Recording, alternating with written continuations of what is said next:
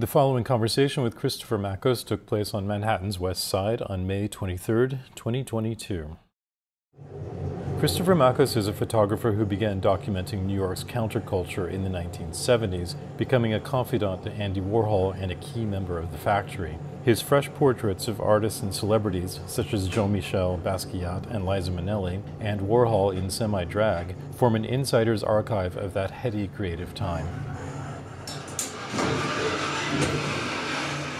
The problem of talking to someone like you is you've had so many interesting experiences, it's hard to know where to start, but do you want to talk about your background and how you ended up kind of in the downtown scene in New York City? After I graduated from high school in California, grew up in Lowell, Massachusetts until I was 13, and then went out to California where I went to high school. After high school, I just had enough of Southern California.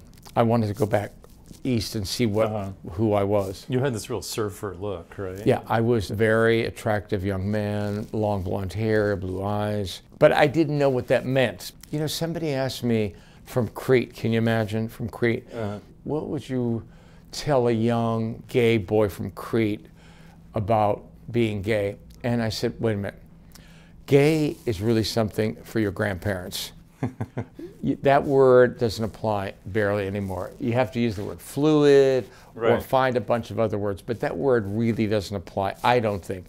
It only applies if you're trying to make money off of people. Right. You know, because then you can really define them and place them. And then this guy, this certified public accountant, he had a crush on me, but I didn't know anything about anything. He had like a big bag of marijuana and a brand new Ford Mustang convertible, and he said, do you want to go back east? And I thought, wow, man, we could smoke pot. And then I got to New York and I thought, wow, Chris, what have you done? Like, what's up? I ended up on Waverly Place on the other side of 6th Avenue and found a one-room rental, you know, like at $25 or something. And that's how I ended up here. I have an interesting triangulation. I mean, you went to Europe, you met with Man Ray, and all of these things. And I was reading some of that today, and I did a book a couple of years ago on Bernie Sabat and Atshay. You know, they had this connection. She worked for Man Ray in Paris, and as I was reading her biography and sort of studying her at the time, she lived near Waverly Place when she was in New York City. Wow, but really? Then met Duchamp in New York, and then went to Paris, and then started working for Man Ray right almost immediately. And I always ask myself, so how do people just fall into these situations? And you know, your life seems like that too. She must have been a very interesting, precocious woman. You know, I think if you're precocious and interesting, things just fall around you or you fall around them. Right. I met people like, because I met Dodson Rader, who was a writer, then Dodson introduced me to Tennessee Williams, and I was his assistant until I left his typewriter on the Avis Rent-A-Bus, and then I hope, you know, all kooky stuff like that. And then I met Gore Vidal and Norman Mailer, and I met all those people, and Dodson Rader took me to 1975, he took me to the Whitney Biennale where Warhol was, and that's where I met Warhol. I thought he was dead. I was so shocked to meet him because what little I knew, I remember something about, you know, Valerie Solanas shooting him because of the in '68 Society for Cutting Up Men manifesto. And then Andy had asked me something about, do you want to come and hang out with us at Max's? And I took his info, and, you know, I mean, because clearly he was coming on to me also. So, but it didn't interest me. Like, I was this kid from Southern California. Like, if you said, you want to go to the beach? Maybe, you know. You became friends though, right? I mean, he trusted you, sort of. You know, I was dating Tony Perkins, the actor, for 4 or 5 years until he met Barry Berenson. And I was doing my photography, and I had this first exhibition called Step on It, where I took all my photographs and put them on the floor, covered it with plexiglass, and I thought, oh, this is perfect. I'll call Warhol up and see if he wants to come. He couldn't make it. He sent Bob Colacello. Bob loved it. He said, why don't you come to the factory and maybe work with us?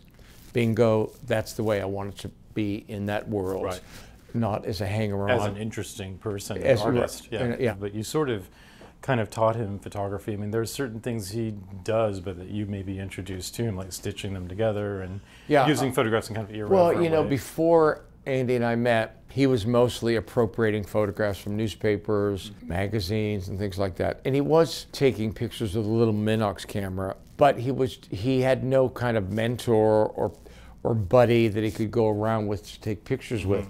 And after we met, he thought, well, great, this guy's a photographer, we'll take pictures together. That's why we went on all these trips together. I was flying supersonic on the Concorde all the time. As this young, I mean, I refer to that period as my Warhol University, because 76 to 86 was like getting my doctorate in life. Right. You know, in the most serious sort of way, and not in any, not to disparage book knowledge, but it was really real life knowledge about how to run a business, the business of art, how to interface and interact with people at all levels of walks of life. So there's kind of a social fluidity. I mean, I think sometimes that's like the best advantage you can have in life, right? Besides good looks. If you're smart. Right.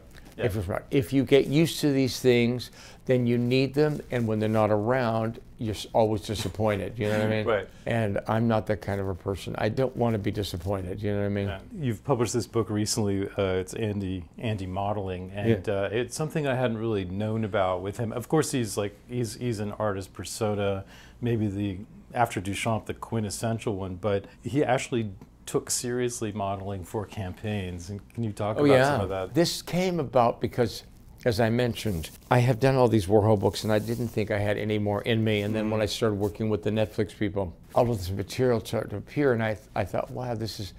So basically, it's about 6 different photo shoots. And when people look at the book, I remind them to look at the body language in Andy's hands, because it's all over the map. He was so awkward. And unlike a lot of photographers who will tell people how to pose, what to wear, and all that, I want the people to sort of be themselves.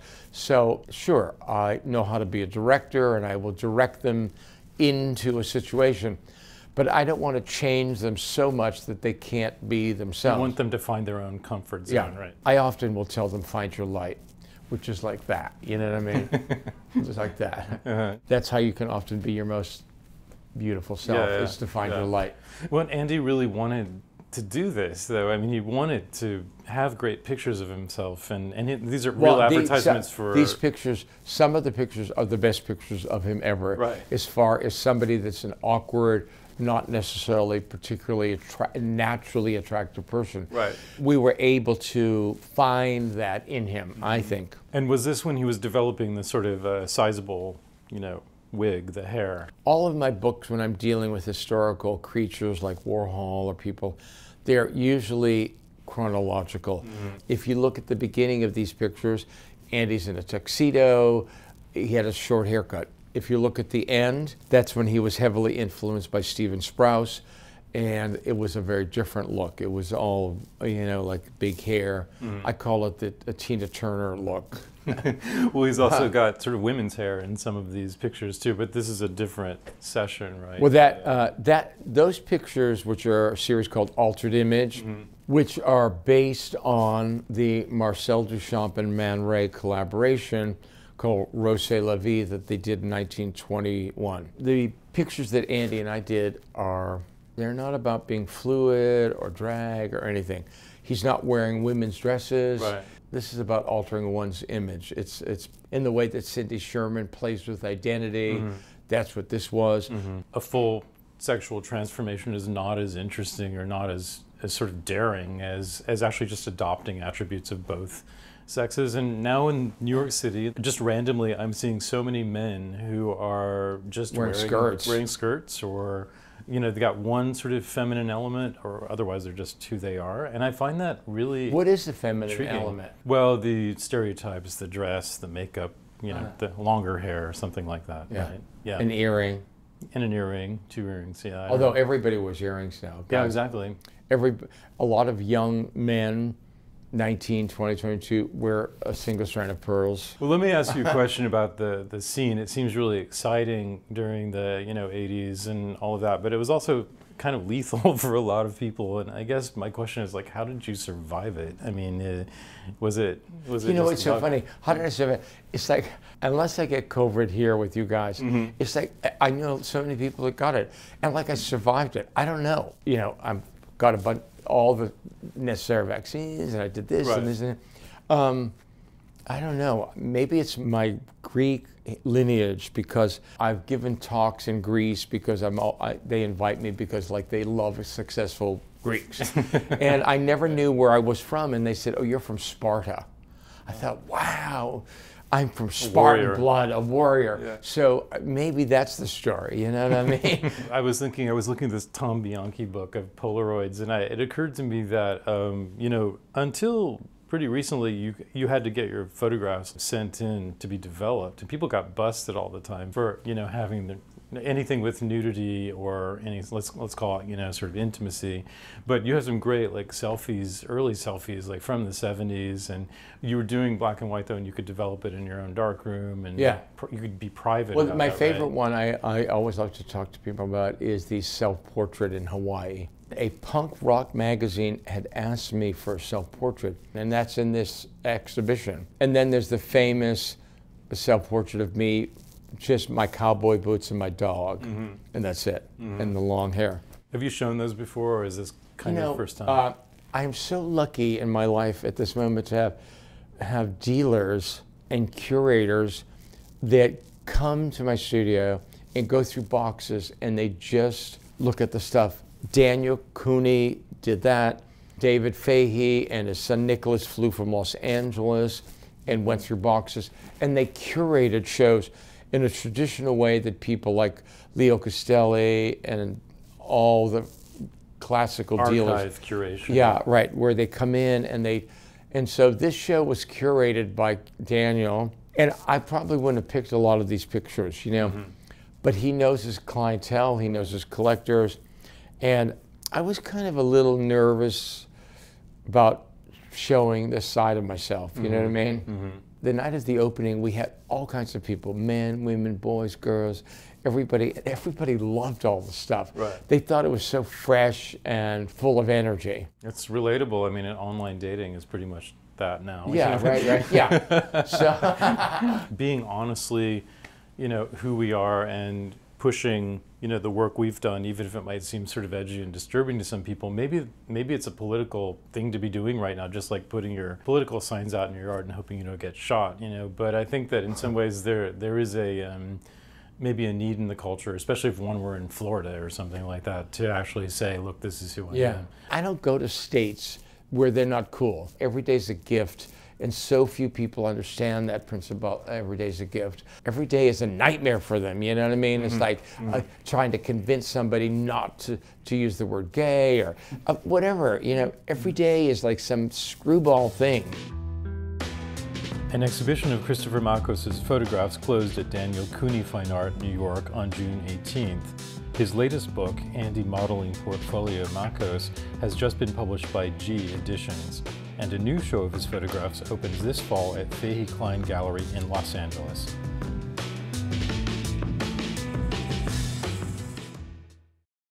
The following conversation with Donna Uchizono took place on Manhattan's West Side on May 25th, 2022. Donna Uchizono is a dance artist based in New York. Her distinctive choreography layers a range of movements from curiously spasmodic to lyrically expansive and athletically rigorous. Her latest dance, Wings of Iron, explores the challenge of remaining humane during combative times.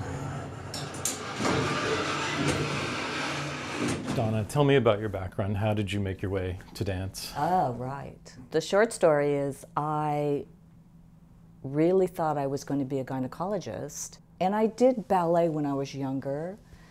And in high school, I had to take a physical education class, and the only option was tennis, which I was horrible at. And I said, I cannot let tennis destroy my perfect GPA because I need that scholarship to go to med school. And I said, what else is available? And they said, a Orchesis class that's where you make dances. And I thought, I could do that. And so when one of the assignments was to do a nature study, and I was like rolling my eyes thinking, oh gosh, and people are blooming flowers. And you know, I'm in the science lab, we're doing, working on surface tension and like electricity. And I was really serious, and my friend and I, we were like back to back, and I went, and fell apart. And she said, Donna, you know, what is that? And I said, it's a tree being struck by lightning. And so she said, oh, you're an abstract choreographer. And it was like I was hit by lightning. I thought, yeah, I am an abstract choreographer. And I ran home and I said to my mom, I said, Mom, I'm not going to go to med school. I'm an abstract choreographer. And how did that go over? Well, she said, what is that? I go, I don't know, but I know that's what I am. Like, I didn't even know what it was, but I just knew that's what I was. And then, so I kind of swerved. And the kind of training you had was probably pretty standard classical or I had a little bit of classical when I was younger, but I didn't have a lot of external rotation, and so you know and I was very awkward. The movements I see in your dance Yes. show a lot of athleticism, a lot of real strength, but also a lot of sort of awkward and Yes. you know, ugly movements. Yes, I am really touched when the ordinary turns to the extraordinary. Transformation. Yeah, Yeah. I think that I like that kind of when gangly turns into something where it's like almost virtuosic in its awkwardness, where it turns into something that is humane, but also then, you know, contrasted with kind of what I call a refined sense of what virtuosity could be, duration. But then, of course, I have to sometimes clear the palette with maybe something that is familiar or classical, just wine between the cheese kind of thing. Yeah, what I noticed seeing your performance, Wings of Iron, the other night, was that there was a lot of character and a lot of acting and even spoken, but then you had these passages of like flights of fancy, but real impressive demonstrations of what the dancers could do. And they were amazing dancers, including yourself, who could do extraordinary feats, you know, physically, but in between were doing things that were more sort of like what I consider sort of acting. I always say that you don't have to act because it's in the movement, and the movement will do what it needs to do. Because I tend to be much more of a postmodern in the word in relationship to dance, not in terms of architecture. I don't know why we borrowed that term, because Postmodern architecture means like eclectic, but, Yes. but in dance it just means after modernism, right? Yes, and it's I don't know why they did that when postmodern has a very specific word. But in the case of postmodern in terms of dance, it tends to be very abstract and not as narrative or representational. And I feel like the dancers I always say you can have a para-narrative going on even though the movement tends to be abstract. I said to contrast the more kind of abstract aspect of the piece when we do the dedications, that can have more kind of sense of a para-narrative or some places where they can touch where it has a sense of pedestrian or narrative or story. I mean, I felt with the extraordinary dancers on stage, 4 of them, plus yourself, that each of them had an individual identity. And often when you're watching a performance, whether it's dance or acting, you sense the character they're playing, but also who they really are. You become very curious about them. But there were moments of improvisation in this, especially because of this invitation to dedicate a dance to someone, where you really felt you got more of a sense of who the dancers were. It's also kind of a UN of, in terms of, you know, racial diversity, right? How have you dealt with race as a component in your career, but also just right now? And it's something even I experience. My identity is something I am, but it also is something that seems to want to limit you in some ways, in this climate we're in now especially.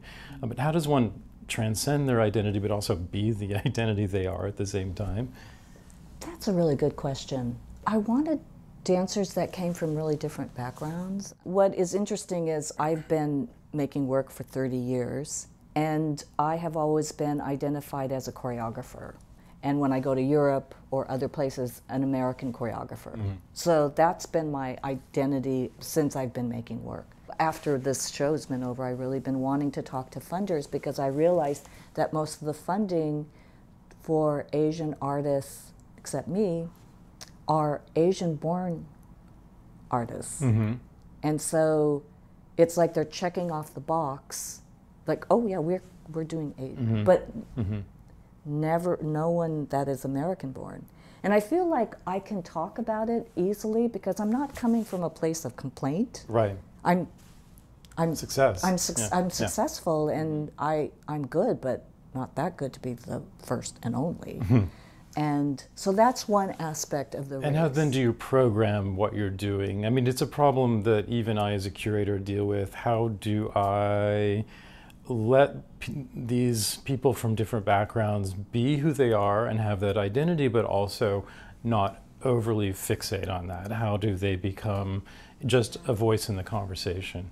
Yeah, I mean, you are going to be juggling a lot of things because you have to rectify the horrendous criminal history of, in this country, of Black and Indigenous people. That has to be rectified. Right. And so people are kind of doing that as best as they can really fast. For someone like me, I've never been identified as an Asian American choreographer, ever. I've never really choreographed work about my identity. You haven't my done ancestral. like a Joy Luck Club Yes, dance. I haven't done that. Right. And I remember I had applied for long time ago. Apparently, it's changed since then. A grant for Asian American artists, and at the time, and this was quite a long time ago, and they have changed since then. I've heard. They said my work wasn't Asian enough, and I was like, okay. Every time I leave my apartment, I'm reminded, like, how could it not be in there? I mean, my mom did Ikebana, and I know that the idea of, like, the way she would place food on the table. And I know that I was influenced by all of those kinds of. So it was interesting being told that my work wasn't Asian enough. When I'm like, I am Asian. Like, how can that be? But that all has changed, and so I feel like I want to be an example of someone that if you're Asian, you can do work that is about being Asian or not. Like, you don't have to follow the perspective and view of someone outside of you. But then simultaneously, at the time that we're in, there were a lot of talk about race in the conversations. And I'm learning too how, like, it was really hard for now Bria, who's now the only Black woman in the cast. There used to be two, but now there's one. And my audience is white. And so, she brought up, like, I need to be really specific. And I'm like, okay, well, I know my audiences are white. And so had I known that she wanted to just offer it to people of color, I would have needed to we started this 4 years ago, I would have needed to cultivate a more diverse audience. Right. So those issues are complex, and it's hard because you're white, you're also male, and so like, how do you navigate the white guilt? How do you navigate not feeling embarrassed? There is a reckoning that, and it's happening quite decisively. It's like, boom, it's like a knife. It's like, no, we're not going to take this anymore. You have to do this, you have to do this. And also funding is part of that, right? Right. The sense of privilege that people who are not people of color have had, you're starting to see, like, the other side of it. Right. You know what I mean? Yeah, absolutely. And different generations, younger generations, I think feel more motivated, more and like empowered. it's an expectation. Yeah. Absolutely. So let's talk about the dance that I saw last week, Wings of Iron. I saw in it, first of all, is it sort of post-COVID or a COVID dance in some ways? Because I'll just say what I saw. Yeah. I saw some sort of frustration and mourning and also care. It's very timely in that, but I did have this idea to offer dedications before COVID, and mainly because I was horrified with the political situation that we were in, and even more so now. And I had this thought that, how do we remain humane in a time where being humane is just being thrashed and being thrown away? And that idea of offering something that is really through the heart, and also the idea that of responsibility for a human being, and, like, it takes a lot on us, the onus to take someone, a person that they truly care for, this person that they want to dedicate, and to be able to like take on that vulnerability and that responsibility in the most humane way you can. And so that came about, before COVID. And the other aspect of that, and I keep quoting a poem that I haven't read in quite a long time, but I was inspired by a long time ago, so I apologize, Gwendolyn Brooks, that was about Jane Addams. And what I got from this poem of like that we were in giantless times. We are indefinitely giantless times. And like actually it was the giants and the giantesses among us that are the ones that are that are doing the work. And I feel like dancers in our field are the carers and then of the work, and the whole field rides on the back of their labor. True. And we have these giants and giantesses among us that are walking quietly, that are providing. I mean, dance doesn't make any money. It tears down the body, and we're taking on the responsibility of someone's dedication and doing the best we can in the moment in a very vulnerable way. So right now I feel like it's the only thing I can do to combat the kind of political horror and hate that's been going on. I mean, we're really in a very dangerous political time. After a delay due to the pandemic, Donna Uchizono's dance Wings of Iron premiered at the Baryshnikov Arts Center on May 18, 2022. Last year, she was recognized as a master choreographer by the New York Public Library and Dance Heritage Coalition, who will archive more than 50 of her works for the Jerome Robbins Dance Division Collection.